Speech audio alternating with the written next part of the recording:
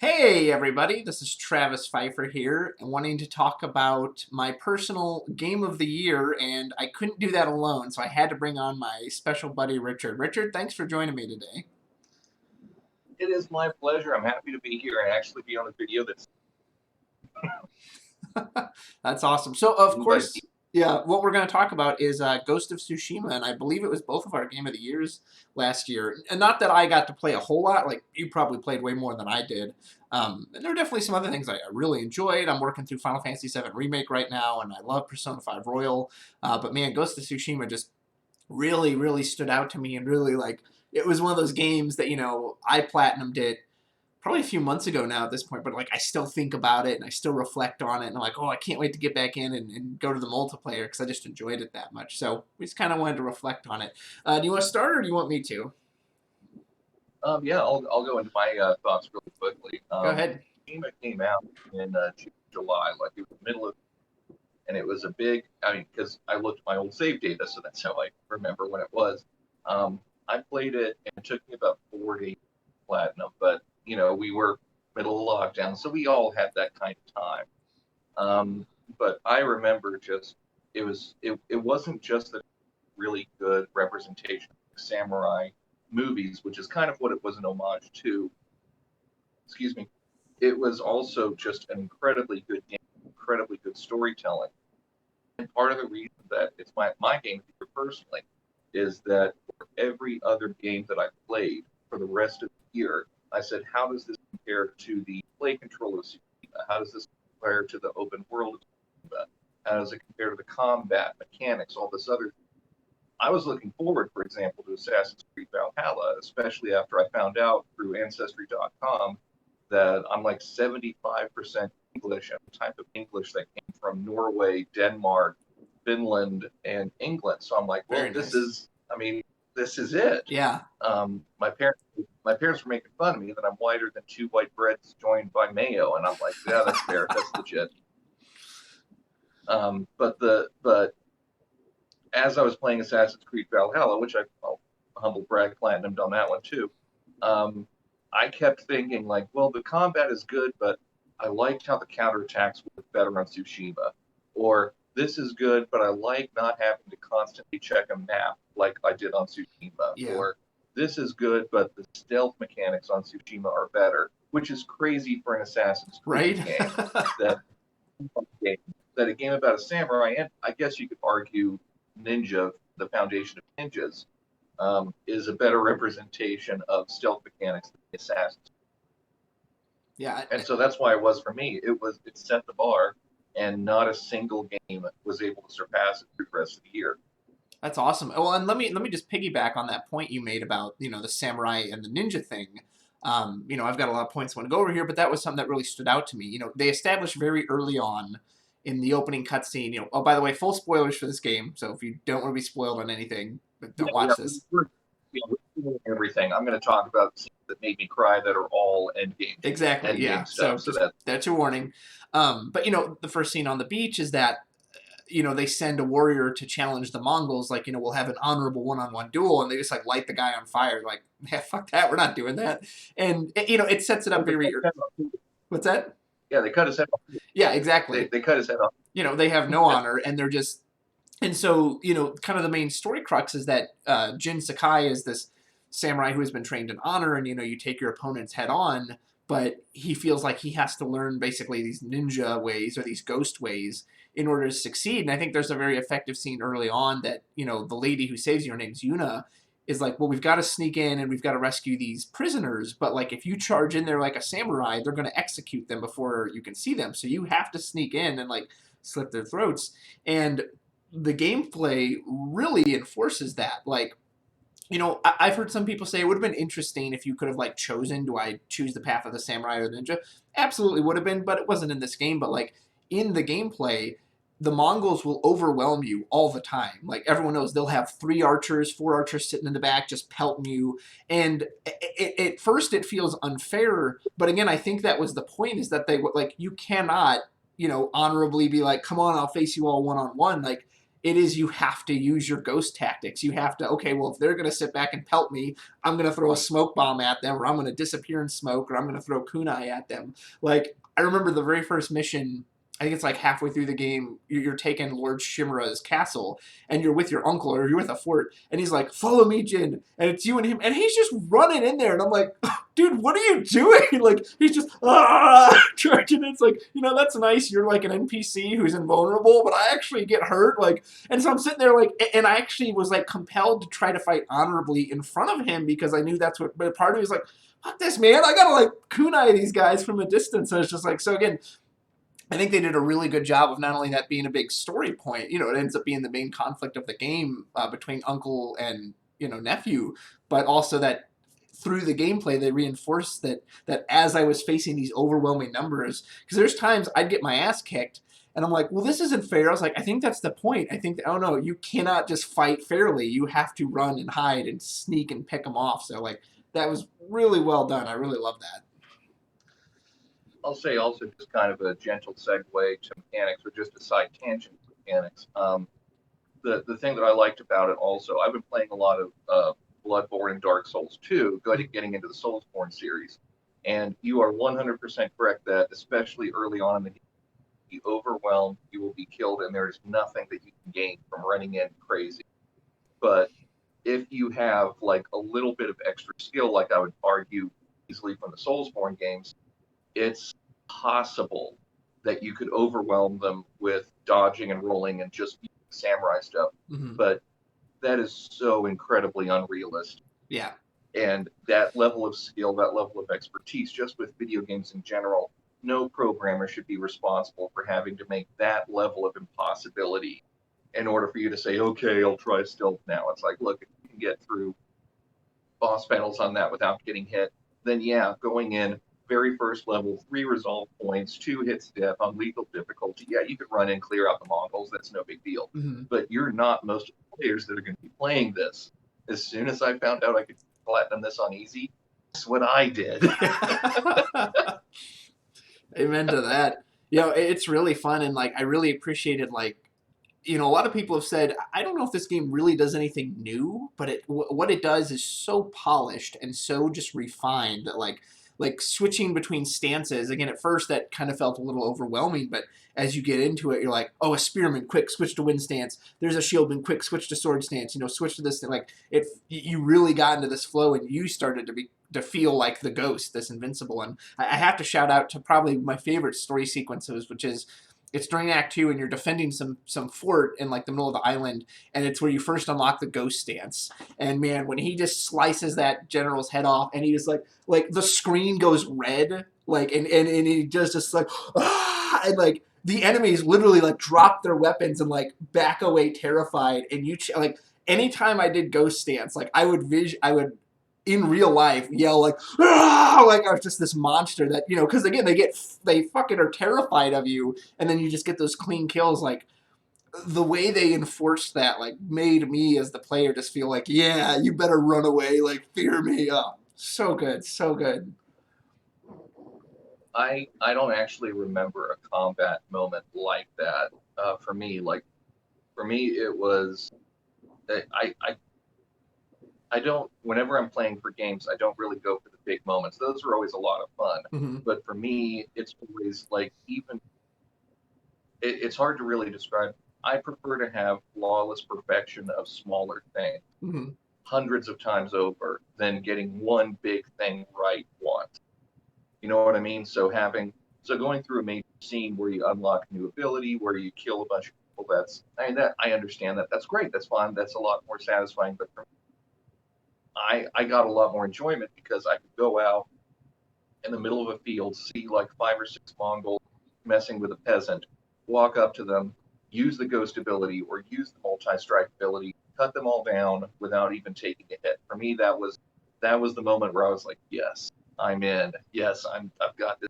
Yes, it's just perfect performance every time. That's what I was going for. Yeah. And Yeah. naturally, for the large scale models with arrows, that just did not happen. Right. So, The standoff mechanic was really neat too. That again, that was kind of like you can invoke that samurai spirit and be like, "Fight me!" And then if you got the chain ability, if you got that first one, you could chain off. But the funny thing was, the game really made those difficult because, like the first island, once I got it down, I was like, "Oh my god, this is gonna be so easy! It's like a free 5 kills every time."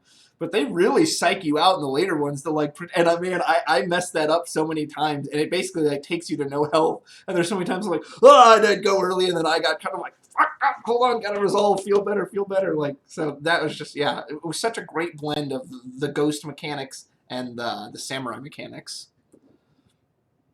And then, one thing, go ahead.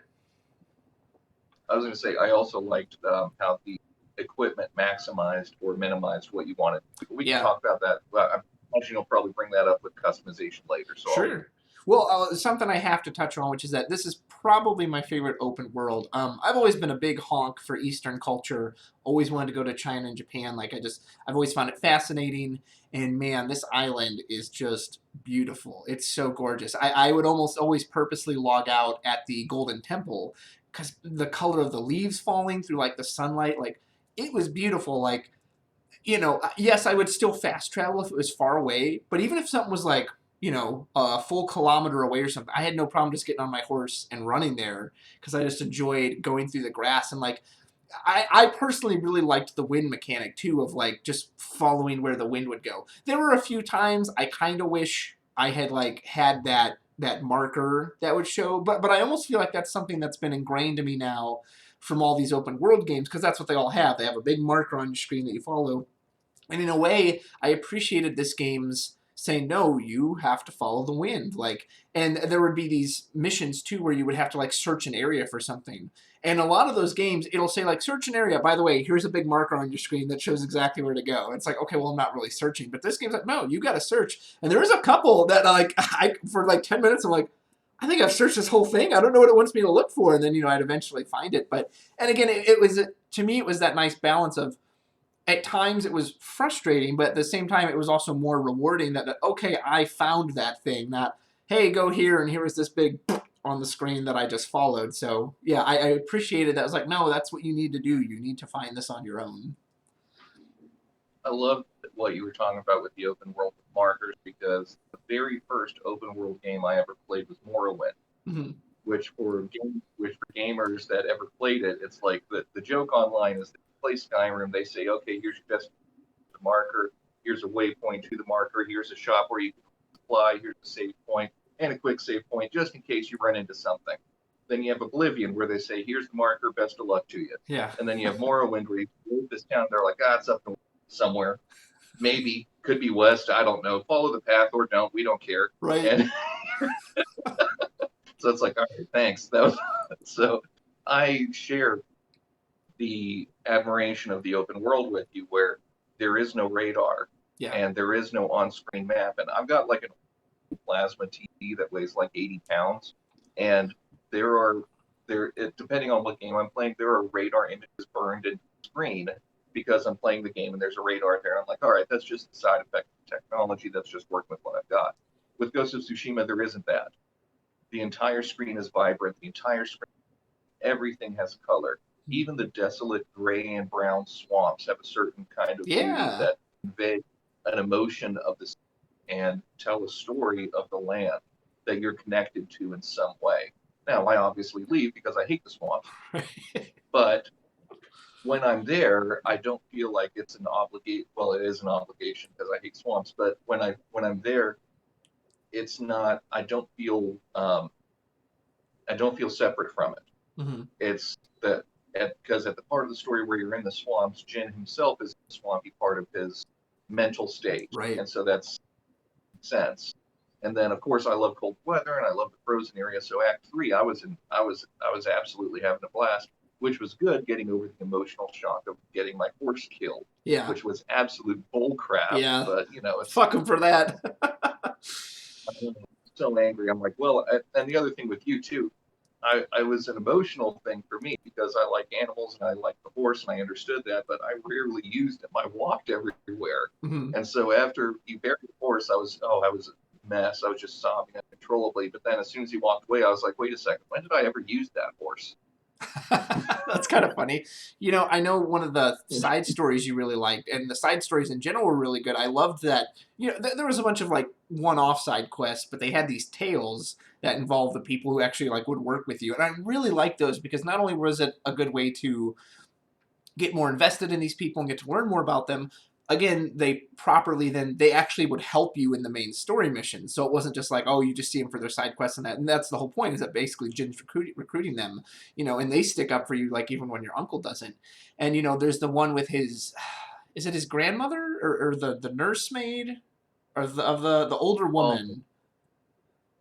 I can't that remember. I mean, yeah, it was his nurse. He That's was right. the same age as his father, but I mean, we can when we talk about our favorite stories, I'll go into detail about her. Yeah, that not only is that a Yeah, great story, but where that storyline ends, the physical location is this beautiful vista that's overlooking like the entire southern part of the two parts of the island. And I mean, you can just see for miles. And and again, it's like I've gone there. Like again, I could physically get off this mountain and go walk there, and I would just sit up there playing my flute and changing the weather, watching the clouds come in, watching the sun part. Like that was so. Again, that's just one of those things that like they didn't even need to add. They could have like it took me a while to figure out, but Richard actually showed me that like you can manually put your sword away. You can have him do the samurai. He'll clean it off his arm and then he'll sheath it. Now you don't have to do that. He'll put it away eventually. But again, like it's stuff like that that just helps me get into the world and get into the character of like I feel like a samurai that I can and that I can sit on that mountain just playing my flute and like watching the weather go by. Like, yeah, there's not a whole lot of games I'll just stop and like take everything in, but man, I was happy to do that in this game. this was one of the first games where I took captures of just the open world. Mm-hmm. I usually don't do captures of the open world. Like occasionally, I'll share them with you and one of our other friends on chat. Valhalla was the only other one I did that with. Um, but Ghost of Tsushima, I've got so many screen captures just of scenery and of like the combat and like the video recordings. We always record videos of funny things that happen Yeah. in our game, and I'm sure we'll discuss that later. But this was the very first game where I recorded screen capture of cutscenes, how well they were done and how beautifully they were shot. I mean, it's not just a game cutscene where you're sort of exposition. It's telling part of the story, and it's shot like a movie. Like it's shot Mm-hmm. like a movie you would see winning an Academy Award, or as I and my other cinephiles call it, it's shot like a film. It's not just a samurai movie; it's a film, and that was what blew me away because I was like, the scene composition is showing relationships. It's showing their relationships with the surrounding world. I mean, and I can talk about movies all day, so I'm just drop that there. But I mean, it was just the presentation of the cutscenes and their interaction. Anyway, we keep getting I keep getting distracted, but No, I it's agree. it's just an open discussion. So yeah, it's just about anything. Kind of going in with the world too is what do you fill that world up with? What are the things to do? And for me personally, I really enjoyed the side quests in this game. Finding the hot springs, and you get to watch Naked Jin crawl in there and reflect, or writing the haikus. Check out my video under the PlayStation setting if you want to see a really funny when a haiku doesn't go quite the way you thought it did. I was quite surprised by that. So yeah, check that out. Well, it actually went perfectly That the is way you true. want it. That is true. I did write a very beautiful haiku, and there was just a surprise So in it. you probably could link the video with the description, but I just want to describe it because I just think it's hilarious. So he was at a haiku spot. He was writing a haiku. And right before he sits down to write the haiku, you hear something in the background, and you're like, what is that? So he sits down, writes the haiku, and he's going through it, he's enjoying it. Jin is just sitting there very peacefully, and then he stands up, gets his sword, and then out of nowhere he's attacked by a boar, and just boar finds him. And the thing is that the boar was you find out later the boar was there when he Mm-hmm. sat down for the haiku, and it waited for him to complete the haiku before attacking him, and I was like, that is the most Japanese boar I have ever heard of. Right? Where it's like, oh, we're gonna kill him. Oh wait, he has to finish. he has to follow. It's like, oh, that's right, that's right. We'll hold off. Yeah, we don't want to be rude. Let's be polite. Let him finish what he's doing. Then we'll just run him over. God, it was amazing. So yeah, definitely check that video out. But also the The shrines. funny. Oh, yes, I was just. Oh, I was going to say Go ahead. Go ahead. the last thing about bowlers that I've learned that I've relearned, they sucker punch you. So they'll hit you and then they'll run away. Oh yeah. So I mean that just adds your dimension. They're just going to sucker punch you, run away, but they're like, we'll hit them from behind and run away after. Yeah. That's how we do. Exactly. I was very grateful for that. No, yeah. So you have these beautiful shrines you get to explore. Like this, you get this grappling hook that was really fun. And again, you get these not only beautiful vistas, but they would give you these charms that you could equip that were also really enjoyable. I really also liked the equipment and the armor you could get. I actually found myself like it was that struggle of like, well, I kind of want the stats of this armor, but I really like the way this one looks. So I would often wear like the samurai armor, and I'd be like, that hat's too frilly. I'll go with the headband. This one stands out too much. I actually think like just the clan Sakai armor is what I liked a lot from like a stat standpoint, because I think it's what gave you the big chain kill off the standoffs. But I think like just the base samurai armor, and I like dyed it blue, or like, man, I just thought that was beautiful. So, and again, I love that level of customization that you can, and it just gives more to the world of the side quest. That, okay, well, I want to collect all these things. I want to explore more because it gives me this better armor, lets me upgrade my sword. So, magnifique.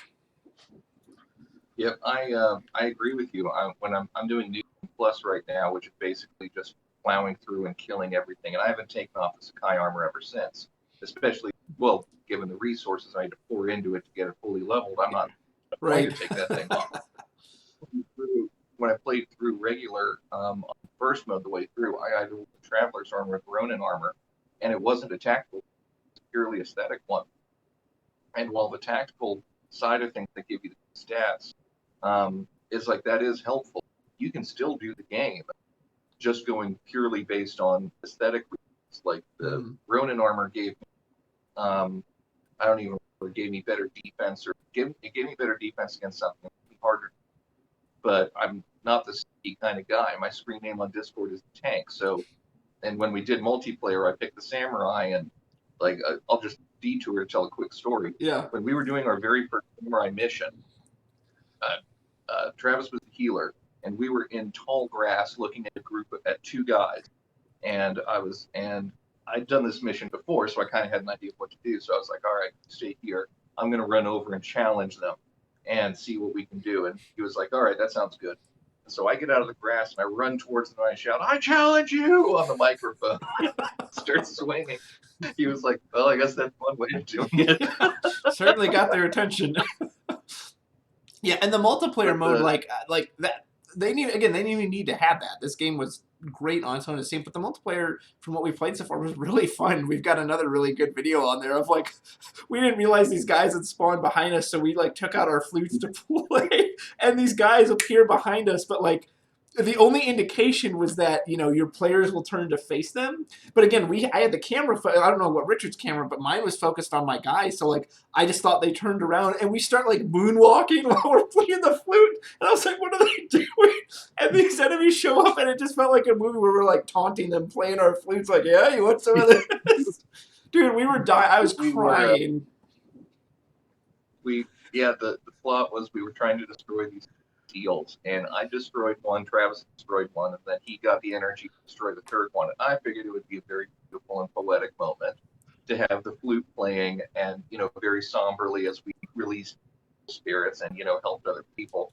And then Travis looked up, saw that I was playing, so he started playing flutes too. It was a very beautiful moment. And then, it was exactly like you said, our characters turned around, and we were talking about how awesome the moment was that we were playing the flute, and how it was like, oh, that's very profound, very powerful. I look at the video now, the subtitles were up there talking about how the Oni were sent in response to us. I have no idea how I missed those subtitles. But all of a sudden you see us, we're just moonwalking back. I'm like, oh, that's weird. But, it's still a very powerful moment, still very profound. And then things just attack us from both sides. We're like, ah!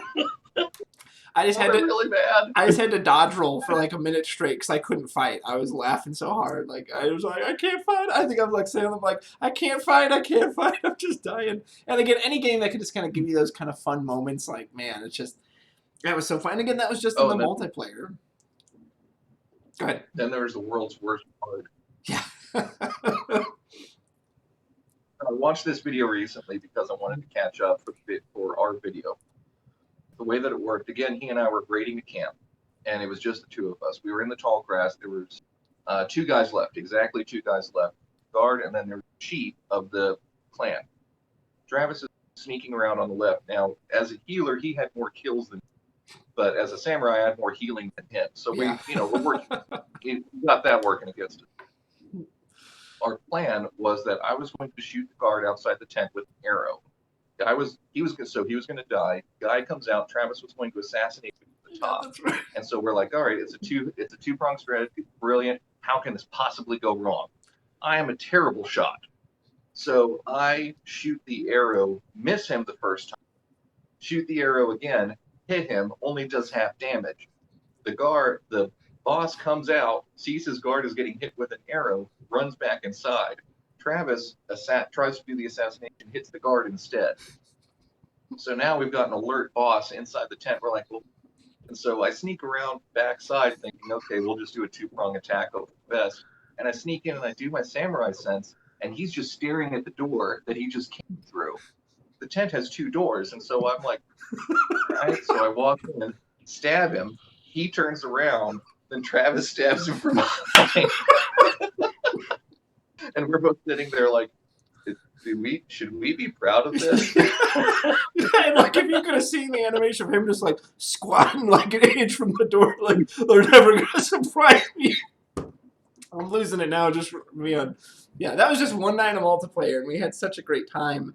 And like the mechanics shift over really well to multiplayer and man, I can't say enough good things about this game. And honestly, I was struggling to think of some flaws I had with it. Richard, I know there's some things you had thought of. What were some of the things that Yeah. like amongst this masterpiece that maybe weren't so great? So the kind of open world and the lack of notification where you talk about the marker is really, really nice. The only time when it's not really nice is hearing out a Mongol camp, wandering around for 5 to 7 minutes looking for enemies and they're all dead. Yeah. But there's no indication that they're all dead unless you turn on the map and it says, oh, congratulations, you cleared it. I'm like, couldn't have told me sooner? Right. Or the worst case, you're wandering around for 5 to 7 minutes, can't find anybody, turn on the maps, there's still someone alive. You're like,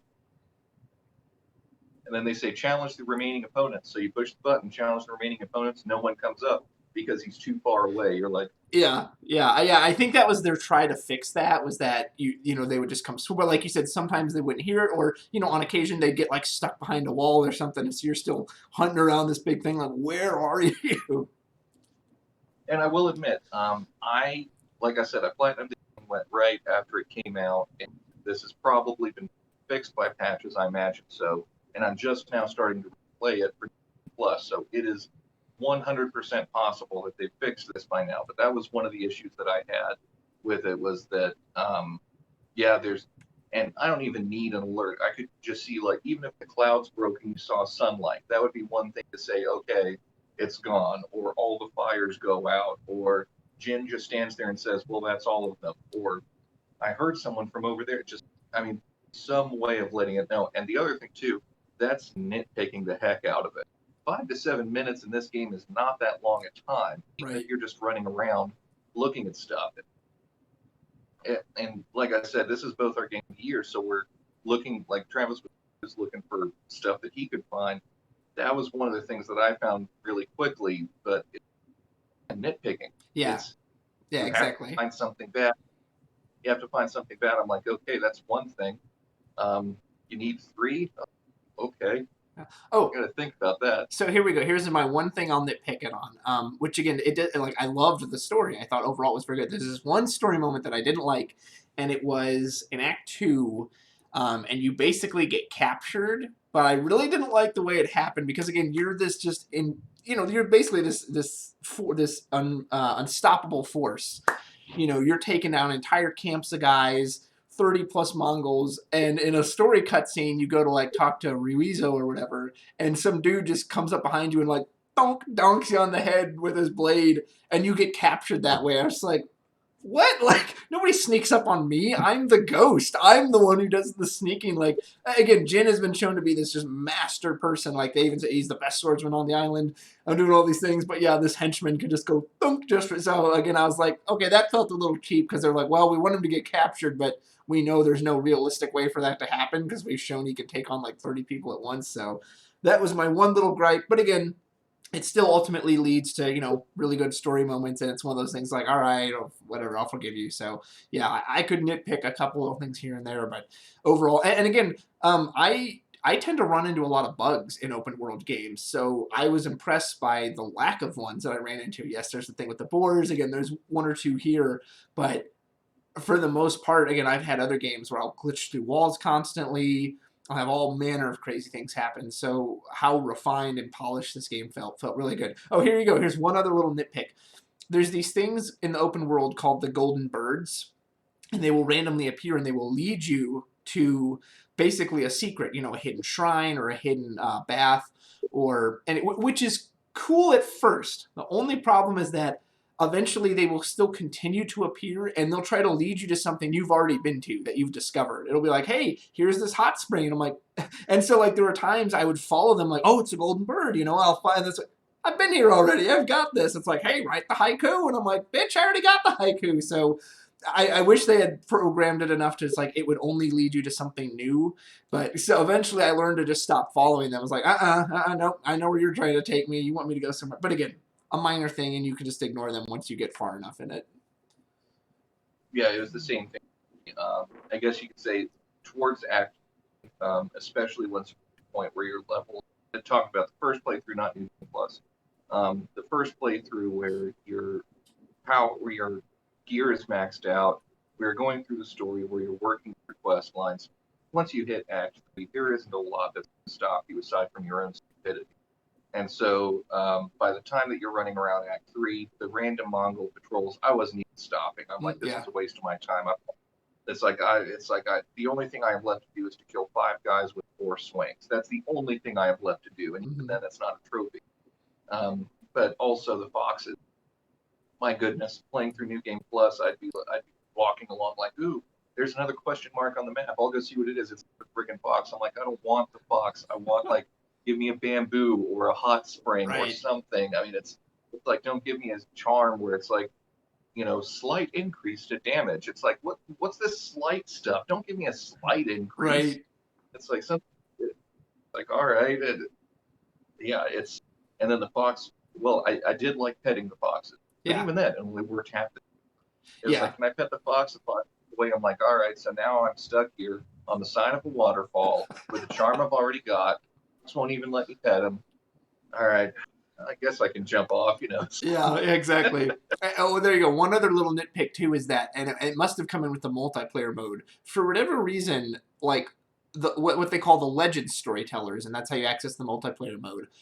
It like constantly hid them. Like I would discover them on the map, and later it would be like, oh, question mark, like there's something. I was like, oh, really? And I'd go back, and it's that same legend. I was like, I already found this person. So like, I don't know if that was like some subtle hint to like, hey, try the multiplayer, or if it was just they programmed something weird in it that it like you had to constantly rediscover that. But I noticed that all the time is be like, hey, it's a legend storyteller. I was like, but I found this guy. Why are you telling me it's like a hidden secret on my map? So, but again, minor Yeah, minor nitpick. yeah, and it's also like when I was getting ready to do New Game Plus, I wanted to make sure that I had a new game, and so they showed up as legends question marks on the map, and I'm like, wait, what's this question mark doing here? I mean, I thought I got this, so I would show up and I'd be the legend storyteller, like you said. So I'm like, all right, well, added a bunch of content. Maybe this other question mark is something different. So I'd run over, get to the second question mark, and it's the same guy. And I'm like, wait Yeah, a second, what am I, M. Bison here? What's it? How did you get here? I rode my horse straight here. How did you get here so quickly? he didn't stop for a sandwich. He didn't stop to clean your room. Yeah, and he got there. A little inside joke there. Do you want to touch on any of the like the ending at all, or your favorite story moments, or? The ending story.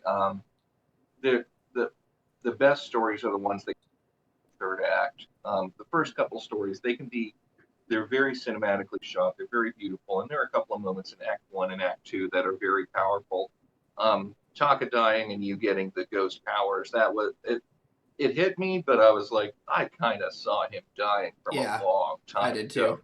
I'm, I'm like, if this guy doesn't get on the boat, he's die. That's pretty Exactly. much it. Yeah. And also the Jin versus his uncle battle, I saw that as inevitable. I Hmm. was like, this is, I mean, that's part of the tragedy of the story and the power of the storytelling.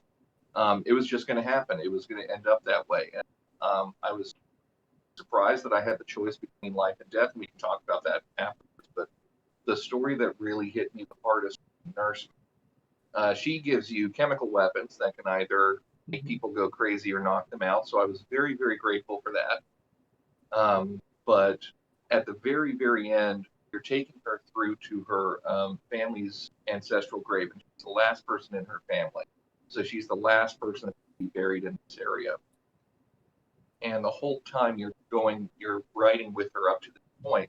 There's no real action to it. It's action that has no killing, at least not that I can remember. That has no killing. You're going from place to place and her tell her story as she goes. As she gets closer to her gravesite, she starts to Jin his father because he looks like his father and wearing the Sakai clan armor. So she starts telling stories about how Jin was when he was younger.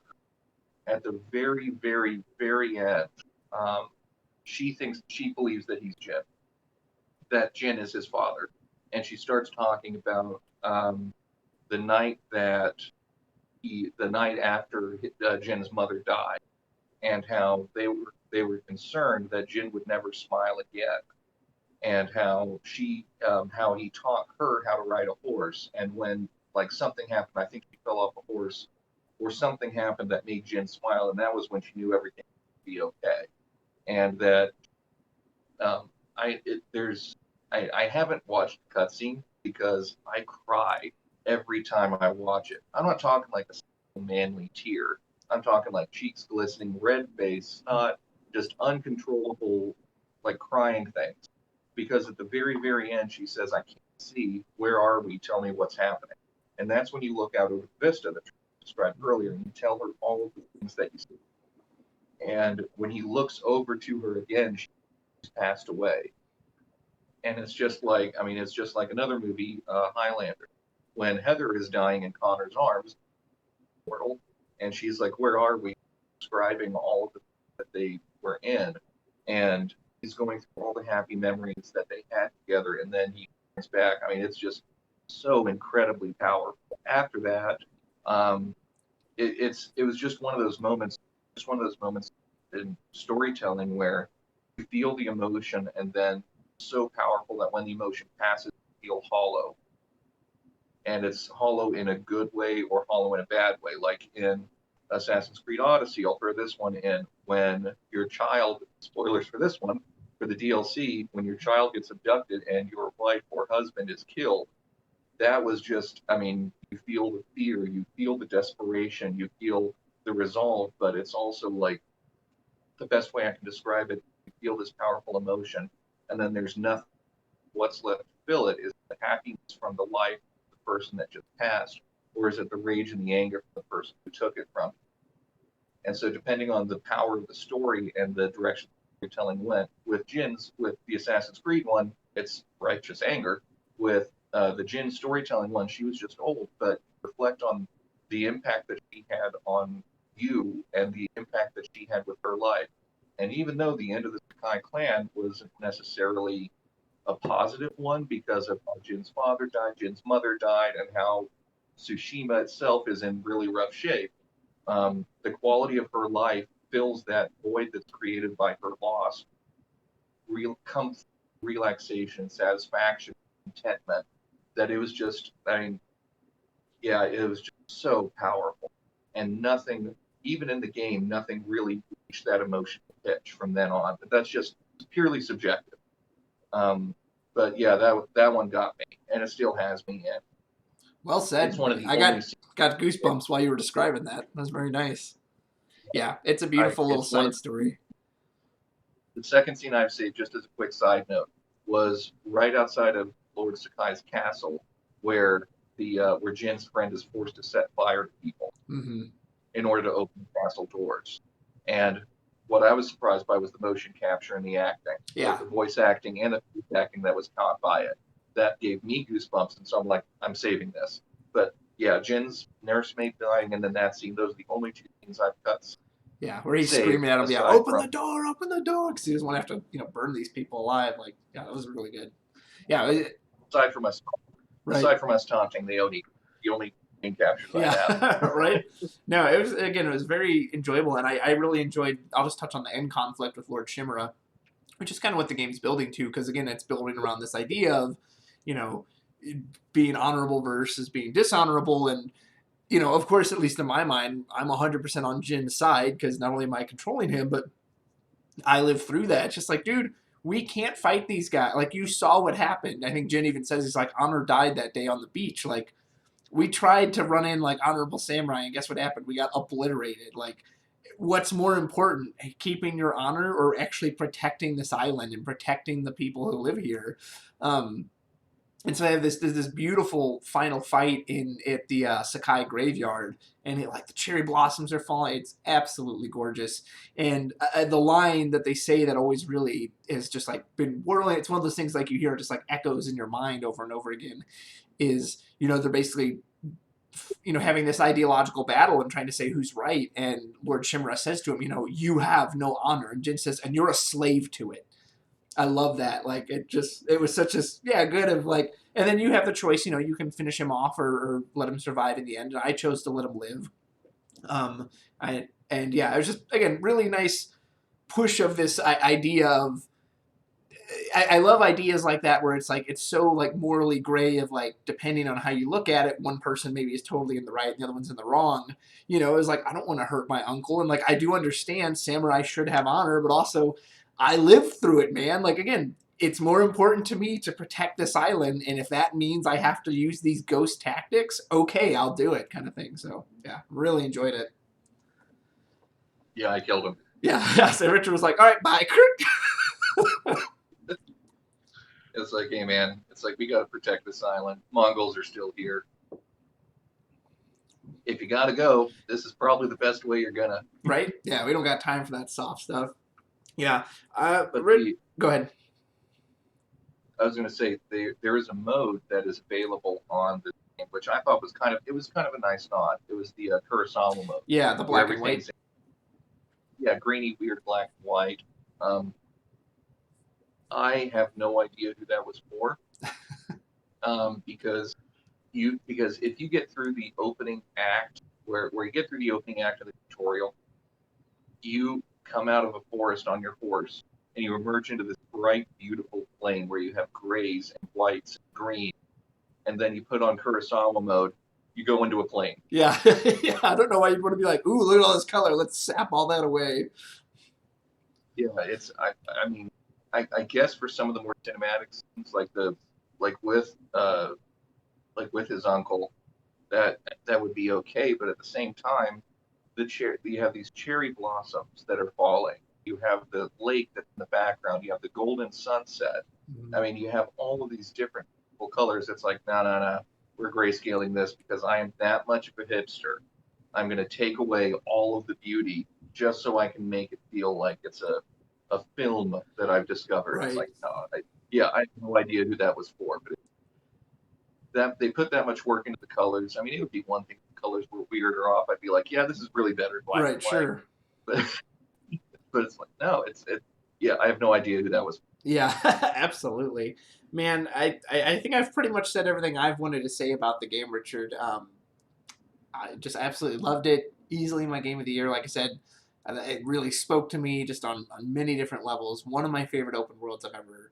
I don't know if they'll do a sequel. I'm sure it'll be good if they do. I've always been the type of person like I don't need a sequel. Like some people are like make a sequel to everything. I was like, hey man, it was great for it's great as a singular one-off game. But if they make a sequel, I'm sure it'll be a nice follow up or whatever. But you got any closing thoughts you want to say on it? One of the things, and I may touch on an issue that may get us talking a little bit longer, but go ahead. Yeah. One of the things that I really respected about it was that it required so few patches to work. Yes. like day one, you downloaded it, it worked, Yes. and you could play it hours. And there were some patches to clean up minor technical things, and I'm like, look, as complex. I mean, I personally understand patches, Right. and I'm a lot more sympathetic to them than I know Travis is, and than a lot of other people are, because I'm like, look, you have a game this complex, you have a game that's involved with parts, a couple of them don't work. Yeah, that's fine. I mean, I understand you got to do patches later on, but like you have those 20 gigs of patches. It's like, okay, maybe you should have pumped brakes on this a bit. Right. Um, this was like, I don't know, maybe a couple hundred megs every month, 2 months. Yeah. And even then, it was just getting like infrastructure set up for the multiplayer expansion. Since then, I've had maybe 2 patches that have added up to a gig total. Like, I'll be playing a game and all of a sudden it'll say Ghost of Tsushima patch installed, and I'm like, all right, must not have been too big. But Yeah. yeah, I mean, kudos to Sucker Punch and kudos to them for designing and releasing games that require minor fixes over a long period of time instead of, yeah, the game doesn't until 3 weeks after its release date, but thank you for your money. Right. Yeah. That's worth a lot these days. And there's been so many games that I'll buy brand new, or it's still new, and I'll come home, or whatever. It's like, okay, I'm gonna play for an hour, and I can't because it has to download this massive patch, and yeah, that hour is then spent waiting for this patch that I didn't know existed. Like, so yeah, that is worth a lot. And again, it shows in the gameplay, in the story, in the world. It's like, okay, they clearly cared about this. They took their time with it. They put their love and their heart into it, and it absolutely paid off. Like, I love Odyssey and Val. Like, like Odyssey is my all-time favorite Assassin's Creed game, and I Mm. love Valhalla. But there was a game-breaking glitch that cost me 60 hours of playtime, Oh, that's awful. and that did not get fixed in the first or the second patches. And so basically, you just had to restart the game and hope that it worked. Otherwise, you had to restart again and do 3 or 4 hours of. I mean, at the time, it's 2020. We don't have a lot going on, Right. so I had the time where I'm like, oh, well, it's 20 hours down the drain. I'll just restart. Yeah, it was lucky it was 2020. You might not have been so generous in the future. That's awesome. Yeah, but But, good. yeah, that was one of the other things that made this my game of the year, just purely technical side, that it has a flawless execution and release, and I never encountered any breaking Mm-hmm. or game stopping. Yep. Where it's like and no missable trophies. Yeah, but great trophy list. Really fun to pursue, and yeah, no missable. Like there was ones that it was like that. Well, if you didn't do it during the story, it would be a lot harder later, but you could still do it. It wasn't like, oh, too bad, restart the whole game all over. Yeah, I really Yeah, appreciated the trophy list too, as we're both big trophy hunters, so that meant a lot. Yeah, that's awesome. yeah, Well, right. unless you got anything to add, man, I guess we'll wrap it up here. Well, that's it. I'm done. I'm out of ideas. Awesome. Well, thank you for joining me for this. And yeah, if you haven't played Ghost of Tsushima, which I don't know why you listen to this if you haven't, because we just spoiled most of the story for you, but great game. Let us know what your favorite moments are in the comments below. I hope you enjoyed it. Richard, thanks for joining me today, and we will see you Yeah. next time. Take care. See ya.